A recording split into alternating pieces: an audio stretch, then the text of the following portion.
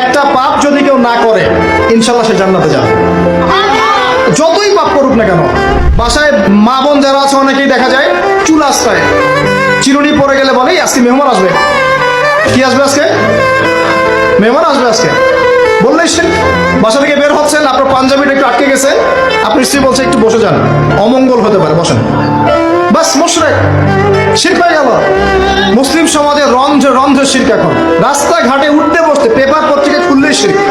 Paper খুলবেন রাশিফল, সিংহ রাশি কন্যা রাশি, দিনটা কেমন যাবে বিশ্বাস করলেই মুশরিক হয়ে যাবে। রাস্তার পাশে টিয়া পাখি দিয়ে ভাগ্য পরীক্ষা করছে, হাতটা দেখে দেন তো ভাই কি আছে, বললেই শিরক হয়ে যাবে।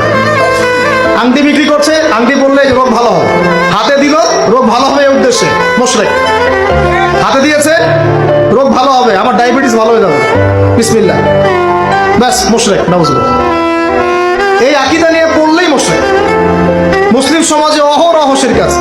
আর আবু জেহেলের যুগে কি ছিল ভাই? আবু জেহেলের যুগে অনেকদিন বলেছি মেজর 5টা সমস্যা ছিল। কয়টা? মেজর 5টা, মাইনর সমস্যা অনেক, মেজর 5টা। এক, আবু জেহেলের যুগের বেশিরভাগ মানুষ শিরক করতো। কি করতো ভাই? লাত, উজ্জা, হবল, মানাত এইসব মূর্তি পূজা করতো। এখন হয়তো মুসলিম সমাজে এটা নাই ঠিকই, কিন্তু মুসলিমরা এখন কবর মাজার পূজায় শুরু করেছে, করে নাই? মুসলিমরাও এখন নেক্সট সুরতে ধোকা খাচ্ছে।